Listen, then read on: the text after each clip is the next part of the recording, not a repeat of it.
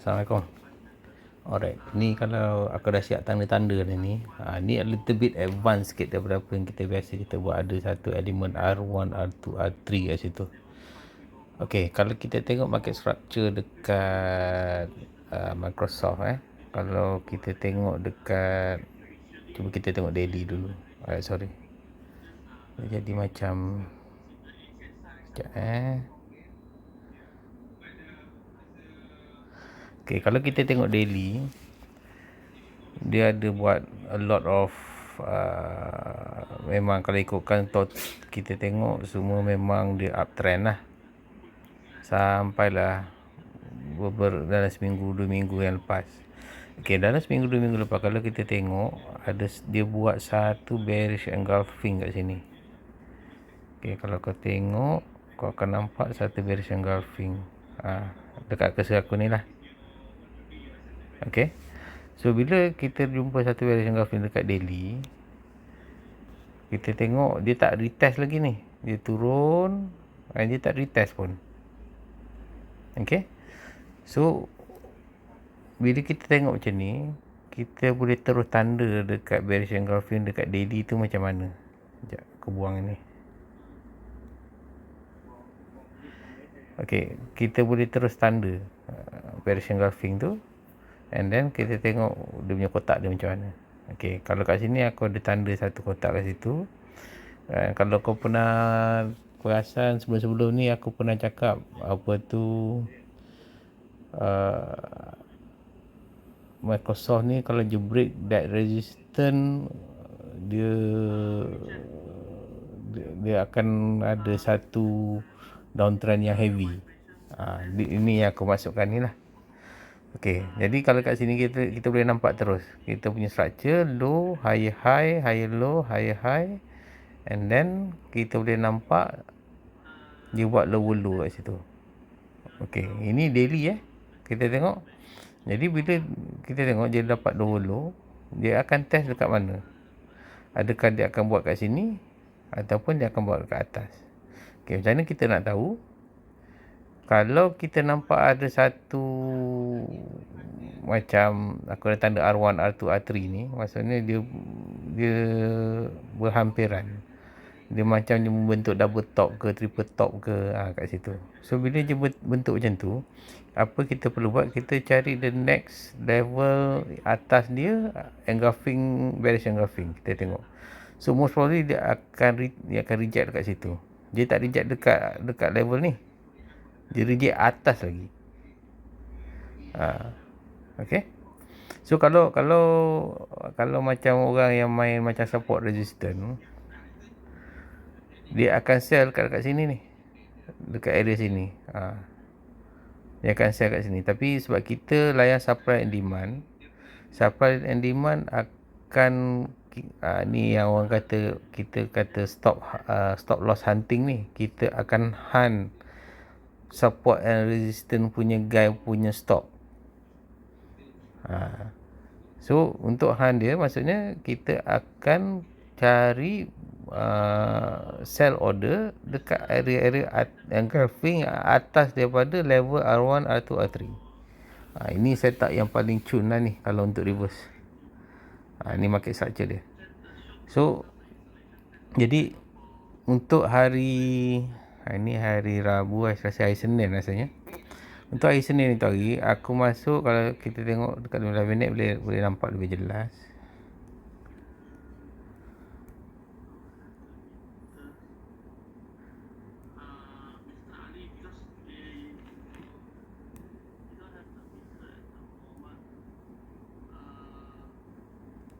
Okay, aku masuk dekat area sini, maksudnya lepas je dah macam retest tu, bila je dah nampak some rejection, kat situ aku buy put. Tapi the next day tu dia dapat, dia reject and dia go down quite a lot juga, tapi dia reverse balik and then dia macam nak retest. So at that point of time aku macam agak kecut perut jugalah, jadi ke tak jadi kan. So aku try to hold. Kalau dia betul-betul break this box, memang aku buang lah. Mungkin aku akan tunggu belah atas sikit, sini ataupun kat sini, masuk balik kat situ. Tapi still mungkin still dalam keadaan buy put lah. Only when kalau dia break high yang atas ni baru aku akan consider for buy call. Okay, jadi semalam hari Selasa tu, hari Senin aku masuk, hari ni aku masuk hari Jumaat ni, 10 hari bulan. Ini 13, hari ni berapa bulan hari ni? Hari ni 15. Aku masuk hari Jumaat. Hari Jumaat aku masuk. Hari Senin dia bring up kat situ. Dia bring ke atas. Kalau tengok price naik sampai ke atas kotak, sampai ke atas tu. And then sampai satu level dia drop. So untuk malam tadi terus dia buat satu heavy drop lah kat sini. So aku tak tunggu lama, aku tutup just the first 1 hour je. Lepas tu aku terus tidur, aku malas nak tunggu. Okay, kalau ikutkan aku tanda ni, aku tanda dekat box yang bawah ni, ataupun tapi dia pergi sampai kat bawah ni. So dia pergi kat support jugalah. Dekat support sini. So it doesn't matter, but aku dah close awal dah. Aku malas nak tunggu. Sebab aku pun dah untung dah. So tak apalah, aku consider aku dah settle lah. Okay, so dekat sini kalau kita tengok structure dia adalah sama macam mana yang kita buat sebelum ni, which is bila kita ada satu lower low, kita tunggu dia naik. Dan bila tunggu dia naik, kita tengok engulfing sebelah kiri. Cumanya kenapa kita tak ambil engulfing sebelah sini? Sebab aku ada nampak ada R1, R2. Dia membentuk macam double top kat sini. So for this pattern, aku nak tunggu dia break this resistance and sell put dekat atas engulfing kat sini, bearish engulfing. Okay, sebab structure dia masih lagi downtrend. So yang ni mungkin akan continue downtrend lagi lah sampai kat sini ke 317. Tapi untuk masuk malam ni ke atau malam besok, yang ni kena hati-hati. Ni kena fikir sikit lah macam mana nak masuk dia. Sama ada kita tunggu KC, sini aku hide sekejap. Kalau ada tunggu KC ni pun dah ke atas, ataupun kita mungkin kena tunggulah engulfing kat sini ke macam mana ke, atau dia tunggu dia breakout ke, baru kita boleh masuk. Ataupun kita tengok balik market structure. Kita tengok balik mungkin market structure mungkin dekat sini, baru kita boleh buy put balik. Okay, so sekarang ni just another introduction sikit lah yang untuk yang ni, untuk this thing, sedikit aja. Kalau tak ada benda ni, dia jadi macam biasa. Kita tengok high, kita tengok low, lepas tu kita akan cari satu engulfing dekat tengah-tengah, somewhere here.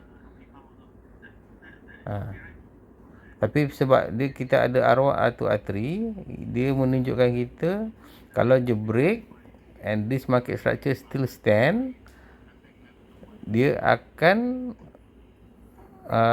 cari engulfing yang atas daripada level R1, R2, R3. Okay, aku bagi video dulu. Nanti hari Sabtu ke kalau sempat ke, ataupun bila-bila ataupun dalam WhatsApp ke, aku layan lah kau punya question tu. Okay, so tak ada beza sangat, cuma ada introduce R1, R2, R3. Tak semestinya ada 3 dia at least ada 2. Kalau lagi banyak, dan lagi macam almost like macam confirm lah. Tapi kita kena tunggu dia break dulu. Bila the moment je break, dia baru kita confirm dia akan cari yang engulfing kat atas. Okey, kenapa itu hari ada orang dia kata okey, Microsoft tengah bullish. Tapi aku tak ambil that advice. Sebab aku nampak benda ni lah. Memang dia tengah bullish pun. Kalau kita tengok sini, masa tu dia cakap adalah untuk yang ni. Dia tengah bullish kat situ. And siapa yang masuk tu, dia tengah tanggung rugi sekarang ni. Aku tahulah siapa yang masuk tu. Memang masa semalam, as of yesterday tu dah 100 lebih je rugi. Masa sebelum pre-open. So after the open market dia lagi teruk lah. Maksudnya mau dekat, aku rasa 1000 juga ni kalau je hold.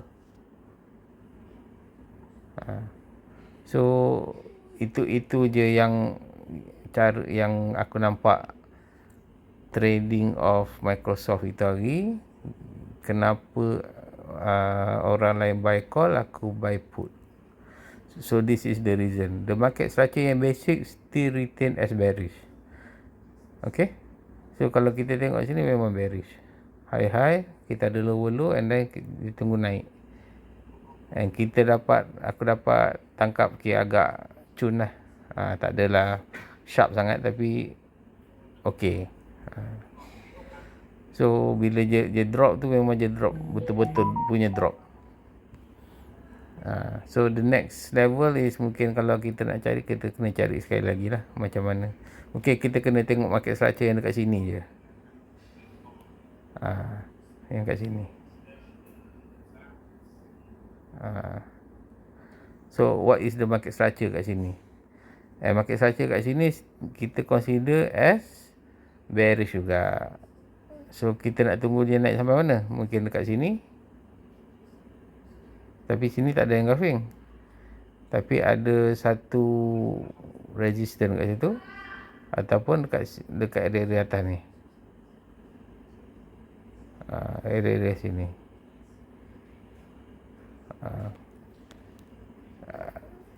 Baru kita akan try untuk buy put.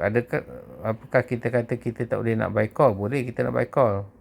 Tapi kita kena hati-hati lah. Sebab market structure adalah bearish.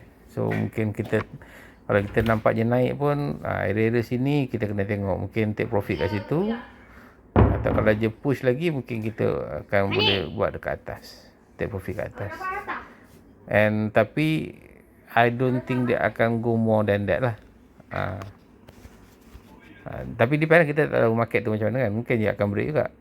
Kalau dia nak break, dia kena break kat high-high yang belah sini. Barulah kita consider this akan continue uptrend. But for now still bearish punya condition. Market structure pun bearish. Okay. So I hope korang boleh faham kenapa aku masuk buy put. Hopefully we will see lah macam mana malam ni ke malam besok ke. Okay. Alright, thank you.